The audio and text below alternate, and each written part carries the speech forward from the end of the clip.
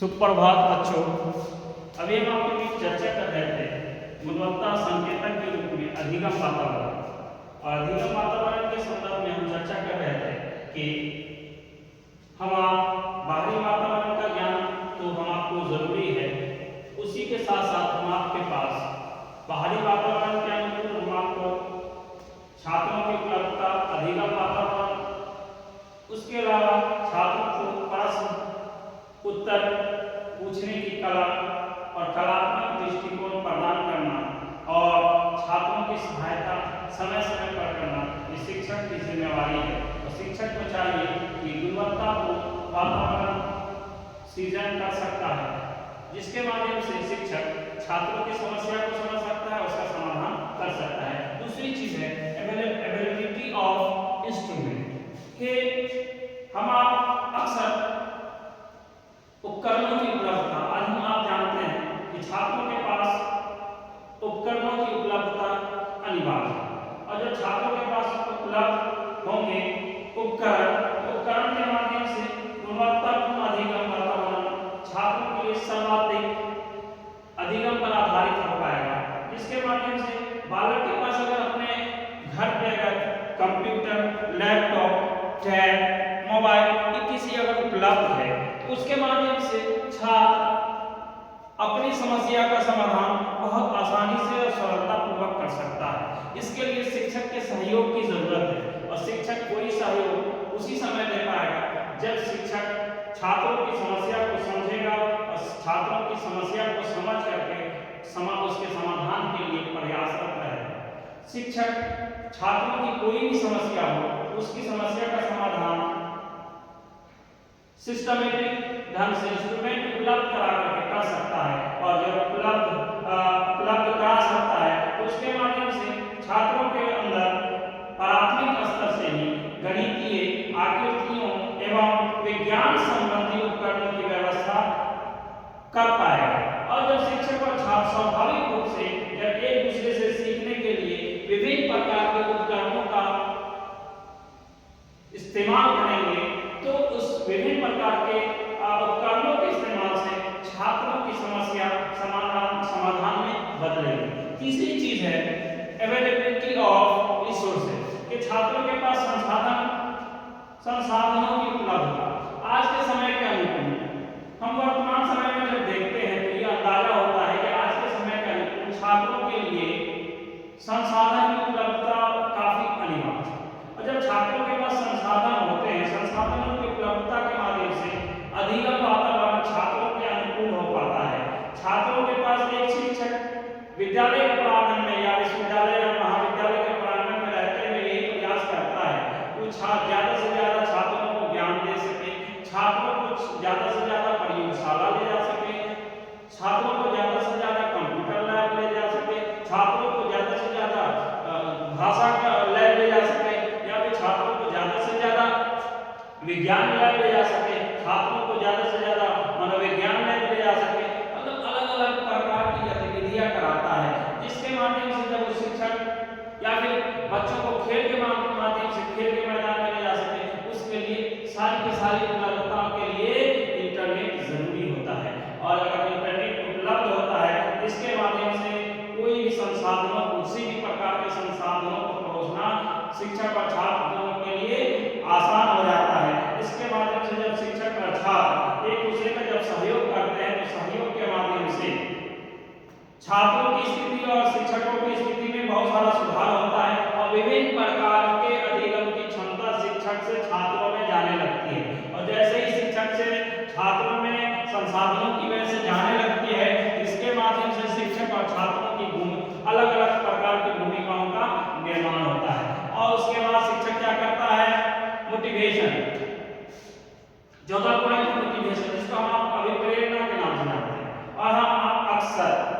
अभिप्रेरणा के माध्यम से अधिगम वातावरण शिक्षक और छात्र एक दूसरे के अनुकूल बना पाता है। और कोई एक दूसरे के अनुकूल कोई वातावरण उसी समय बन पाता है जब शिक्षक सृजनात्मक क्षमता पर आधारित हो, तो छात्रों का सृजनात्मक क्षमता भी होने लगता है। कारण है कि उचित वातावरण में ही उचित शिक्षा का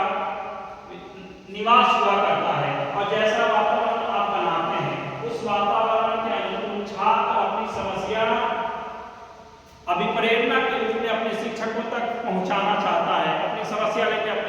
शिक्षक जाता है और शिक्षक उसकी समस्या का समाधान करते हैं। कोई भी शिक्षक छात्रों की समस्या का समाधान उसी समय कर पाता है जब छात्र को लगता है कि मैं जिस शिक्षक के पास जा रहा हूँ वह शिक्षक हमारी समस्या को सुनेंगे और उस समस्या का समाधान करेंगे। और इसलिए छात्र भी अपने शिक्षकों से मोटिवेट होता रहता है, समय समय पर अपने आप को इस बात को गर्वान्वित महसूस करता है कि मैं जिस शिक्षक का शिष्य हूँ वो शिक्षक कभी हमको निराश नहीं करेगा, उदास नहीं करेगा, हमारी समस्या को वो समझेगा और मुझे समय समय पर हमें क्या करेगा, पॉजिटिव एटीट्यूड के माध्यम से, सकारात्मक प्रभाव के माध्यम से हमारे अंदर उपलब्धता कर पाएगा और वो हमारे लिए हमेशा उपलब्ध होगा। जब हमारी समस्याएं होंगी तो छात्र भी अपनी समस्या के समाधान में का उचित वातावरण में, अधिगम वातावरण का भरपूर लाभ और बेनिफिट उठा पाता है। नेक्स्ट है पॉजिटिव बिहेवियर ऑफ टीचर, सकारात्मक शिक्षक का सकारात्मक व्यवहार। आज के समय के अनुकूल हम देखते हैं शिक्षक का सकारात्मक व्यवहार अधिगम वातावरण को छात्र अनुकूल बना और छात्र अनुकूल इसलिए बन जाता है कि शिक्षक के व्यवहार में सकारात्मक व्यवहार इसलिए देखने को मिलता है कि शिक्षक अपने आप को आधार मानता है, बेस मानता है, बुनियाद मानता है कि अगर मैं चाहूँ तो छात्रों की समस्या का समाधान कर दूँ। और कोई भी शिक्षक छात्रों की समस्या का समाधान उसी समय कर पाता है कि शिक्षक सुनने वाला हो, छात्र सुनाने वाला हो, छात्र अपनी समस्या के लिए शिक्षक तक पहुंचने वाला हो। और जब तक कोई छात्र शिक्षक तक अपनी समस्या को लेकर नहीं पहुंचेगा कोई भी शिक्षक छात्रों की समस्या का समाधान नहीं कर पाएगा। इसलिए शिक्षक का जो पॉजिटिव व्यवहार होता है, सकारात्मक व्यवहार शिक्षक की कार्य कुशलता पर निर्भर करता है, कलात्मक दृष्टिकोण पर आधारित होता है कि किस शिक्षक के पास उसका व्यवहार बहुत अच्छा उसी समय होता है जब शिक्षक के अंदर गुणवत्ता होती है, विषय वस्तु का ज्ञान होता है और विषय वस्तु के माध्यम से जब छात्रों के लिए अलग अलग प्रकार की गतिविधियां करवाता है तो अलग अलग प्रकार की गतिविधियों के माध्यम से शिक्षक ही छात्रों के लिए एक प्रेरणा स्रोत होते हैं जिसके मार्ग प्रशस्त किए हुए रास्ते पर ही छात्र मार्ग प्रशस्त कर पाता है और अपने जीवन की समस्याओं का समाधान कर पाता है। इसलिए शिक्षक का सकारात्मक व्यवहार छात्रों की सकारात्मक व्यवहार पर निर्भर करता है। अगर शिक्षक का व्यवहार बहुत अच्छा है तो छात्रों का व्यवहार भी बहुत अच्छा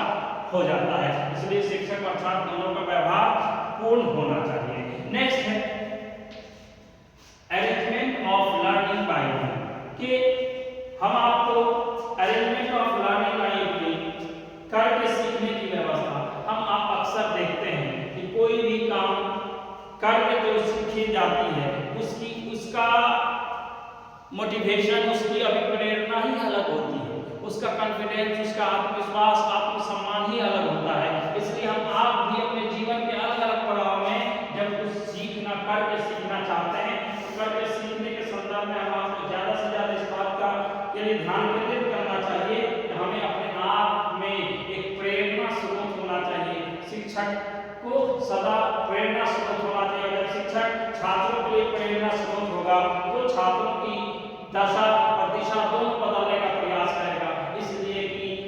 छात्रों को बहुत कुछ ये पता नहीं होता है कि हम शिक्षक छात्र केंद्रित होते हैं तो छात्रों की समस्या से अवगत हो पाते हैं और जब शिक्षक छात्र केंद्रित नहीं होते हैं तो छात्रों की समस्याओं को भी नहीं समझ पाते हैं। इसलिए हम आपको अपने जीवन के अलग अलग पड़ाव में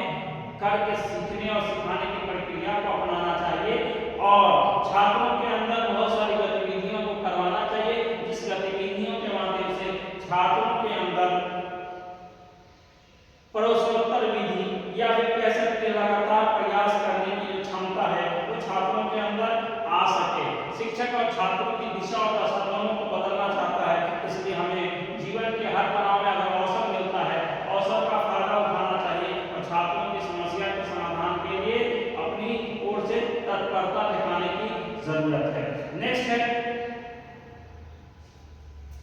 एंगेजिंग स्टूडेंट, छात्रों को व्यस्त रखना। आज के समय के अनुकूल हम आप अक्सर जानते हैं कि हम आपको एंगेजिंग स्टूडेंट्स के छात्रों को क्या करना है, एंगेज रखना है, व्यस्त रखना है। और छात्रों को हम अभ्यास उसी समय रख पाते हैं जब हम छात्र को जितना ज्ञान चाहिए, जितना नॉलेज चाहिए, जितना विषय वस्तु पर आधारित क्षमताओं का आदान प्रदान चाहिए, और वो सारी चीजें छात्रों को मिल जाती है, अधिगम का वातावरण के अनुकूल मिल जाती है, तो छात्र भी अपनी समस्या का समाधान कर पा रहा है और शिक्षक भी उसकी समस्या के समाधान के लिए तत्परता दिखाता है। अगर शिक्षक चाहे तो छात्रों को गुणवत्तापूर्ण शिक्षा दे करके छात्रों को उसके काम में व्यस्त रख सकता है। इसलिए जब तक शिक्षक और छात्र दोनों एक दूसरे से जुड़ते नहीं हैं, एक दूसरे के साथ जुड़ाव नहीं होता है, तब तक गुणवत्तापूर्ण शिक्षा का आदान प्रदान नहीं हो पाता है। इसलिए किसी भी प्रकार की गुणवत्ता पूर्ण बनाने के लिए जरूरी है कि प्रत्येक समय शिक्षक और छात्र दोनों का व्यस्त होना जरूरी है। और जब तक हम व्यस्त होते हैं तो व्यस्त होने के समय हम जब छात्रों के समक्ष जाते हैं तो उसकी परिस्थिति अनुकूल हम जब उनकी समस्याओं को सुनते हैं और उनके अंदर विभिन्न प्रकार की गतिविधियां कराते हैं तो छात्र भी व्यस्त हो जाते हैं और शिक्षक भी उस कार्य को करवा करके अपने आप को प्रफुल्लित और प्रसन्नता महसूस करते हैं। और प्रसन्नता महसूस इसलिए करते हैं कि छात्र भी सक्षम होने लगते हैं और अपनी परिस्थिति अनुकूल विभिन्न प्रकार की गतिविधियों के माध्यम से अपने आप को इस बात की ओर ध्यान केंद्रित करवा पाते हैं कि हमें प्रत्येक दिन कुछ न कुछ नया सीखना चाहिए। और जब छात्र व्यस्त रहता है तो व्यस्त रह करके कुछ न कुछ नया हर दिन वो सीख सकता है। जब वो हर दिन नया सीखता है उसके माध्यम से छात्र अपने आप को ध्यान केंद्रित करता है अपने पाठ्यक्रम में, अपने सिलेबस में, अपने वर्ग के वातावरण में, अपने शिक्षकों के नैतिक व्यवहार में। और जब शिक्षक छात्र व्यवहारिक बन जाता है तो उसके माध्यम से उसको व्यस्त रहना अच्छा लगता है। इसलिए कि शिक्षक और छात्रों के बीच एक दूसरे की उपलब्धता भी बहुत जरूरी है ताकि समय समय पर छात्रों को उसके काम की जिम्मेवारी दी जानी चाहिए, जिसके माध्यम से छात्रों को लगे कि जो मेरी समस्याएं हैं उनके समाधान के लिए हमारे शिक्षक भी तत्परता दिखाते हैं तो मुझे भी अपनी ओर से तत्परता दिखाने की आवश्यकता है। नेक्स्ट है कि इंडिविजुअल रिसर्च, इंडिविजुअल व्यक्तिगत तौर पर व्यक्तिगत खोज। हम आप अक्सर व्यक्तिगत खोज की ओर ध्यान आकर्षित इसलिए करते हैं कि हमारे पास इंडिविजुअल डिफरेंस देखने को मिलता है। अगर एक वर्ग में 100 बच्चे हैं तो 100 बच्चे पर एक साथ तो पठन पाठन शैली का निर्माण एक रूपता से शिक्षक नहीं करा सकता, लेकिन सबको एक रूप से देख सकता है और एक रूप से देख करके व्यक्तिगत तौर पर खोज कर सकता है। हर बच्चे के अंदर कुछ न कुछ अधिगम वातावरण के अनुकूल हर छात्र के अंदर सृजनात्मक क्षमता होती है और शिक्षक अगर चाहे तो छात्रों के अंदर सृजन कर सकता है, अनुसंधान कर सकता है और अनुसंधान की प्रवृत्ति उसी समय विकसित हो पाएगी जब शिक्षक छात्रों की समस्या को समाधान में बदलने के लिए बार बार प्रयास करता है, बारंबार प्रयास करता है, उसको प्राथमिक स्तर की ओर ध्यान केंद्रित करवाता है। क्योंकि प्राथमिक स्तर से अगर पठन पाठन से संबंधित हो जाओगे तो हर व्यक्तिगत तौर पर कोई भी खोज होगी उसकी दिशा और दशा तुम बदल सकते हैं। हम आप भी अक्सर व्यक्तिगत तौर पर जब खोज करते हैं तो उसके माध्यम से व्यक्तिगत तौर पर हम आपकी जो क्षमताएं हैं उन क्षमताओं का आदान प्रदान होता है और उन क्षमताओं का आदान प्रदान हमारी समस्याओं का समाधान होने लगता है। तो हम छात्रों के समक्ष उनके कौशल विकास की संभावनाओं को रखते हैं कि कौशल युक्त शिक्षा पर आधारित होकर हम आप एक दूसरे की समस्या के समाधान के लिए केंद्रित हो सकते हैं। और शिक्षक हमेशा व्यक्तिगत तौर पर शिक्षक और छात्र दोनों एक दूसरों पर केंद्रित होकर के छात्रों की समस्या और समाधान के लिए सदा वो कार्य कर सकता है। और सदा कार्य करने के लिए जरूरी है कि शिक्षक हमेशा हर दिन बच्चों के द्वारा, छात्रों के द्वारा नई खोज की ओर ध्यान आकर्षित करा। हर दिन कुछ न कुछ नए नए प्रश्नों का उत्तर प्रश्न उनके द्वारा क्रिएट करवावे, जिसके माध्यम से छात्रों की समस्या का समाधान हो और छात्रों के अंदर उपलब्धि उसी समय आ पाती है जब शिक्षक और छात्र दोनों एक दूसरे के लिए व्यक्तिगत तौर पर खोजते हैं और को शिक्षा जो दे रहे हैं वो शिक्षक गुणवत्तापूर्ण अधिगम वातावरण के अनुकूल अगर वो शिक्षा देता है तो सृजनात्मक क्षमता छात्रों की हो पाती है और छात्रों की व्यक्तिगत खोज भी पूर्ण हो पाती है। नेक्स्ट है ग्रुप एक्टिविटीज। ग्रुप एक्टिविटीज हम आप इस बात को जानते हैं, ग्रुप एक्टिविटीज कहते हैं सामूहिक क्रियाएं। शिक्षक को वर्ग के वातावरण को अनुकूल बनाने के लिए जरूरी है हम छात्रों के बीच सामूहिक क्रियाएं करवाएं और सामूहिक क्रियाओं के माध्यम से छात्रों द्वारा एक दूसरे के विचारों और भावों को सीखने, समझने और एक दूसरे को की ओर आकर्षित होने, एक दूसरे को और ध्यान केंद्रित होने, एक दूसरे की समस्याओं का समाधान करने की और ज्यादा से ज्यादा ग्रुप एक्टिविटीज के माध्यम से, सामूहिक क्रियाओं के माध्यम से छात्र जुड़ पाता है। और छात्र उसी समय जुड़ पाता है जब कोई विद्यालय में कोई प्रोजेक्ट दिया जाता है, कोई प्रेजेंटेशन दिया जाता है, कोई और किसी को काम दिया जाता है, उसके माध्यम से छात्र उसके संदर्भ में बहुत सारी सूचनाएं एकत्रित कर पाते हैं और जब बहुत सारी सूचनाएं एकत्रित कर पाते हैं तो समूह के माध्यम से बहुत सारी क्रियाओं को संपन्न करने में सहयोग मिलता है और सब मिलजुल करके किसी भी काम को उसके अंतिम पड़ाव तक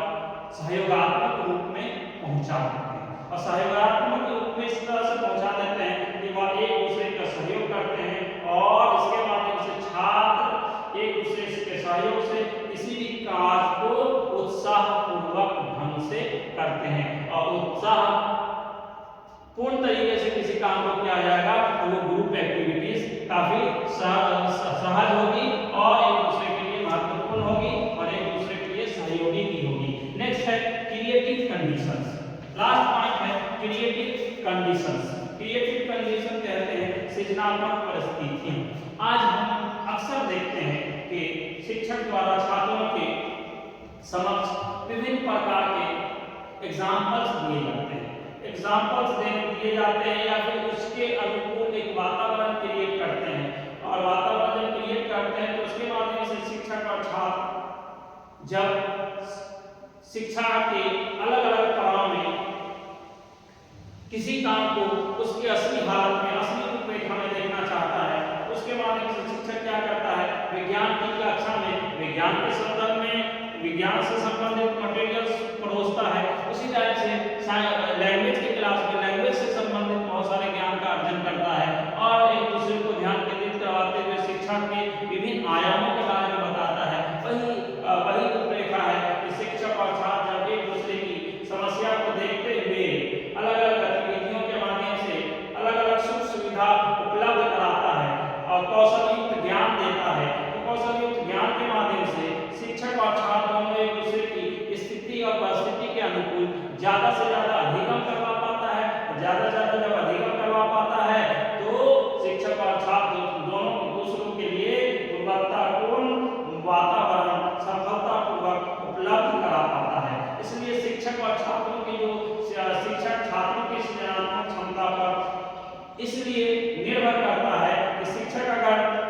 महत्वाकांक्षी है, वो चाहता है कि हम छात्रों के अंदर प्रभावशीलता बढ़ रहे हैं, तो प्रभावशीलता बढ़ने के क्रम में शिक्षक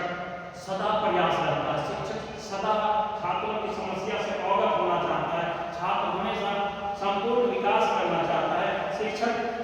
अधिगम के वातावरण को छात्रों के अनुकूल बनाना चाहता है, छात्रों को सामाजिक, मानसिक, आर्थिक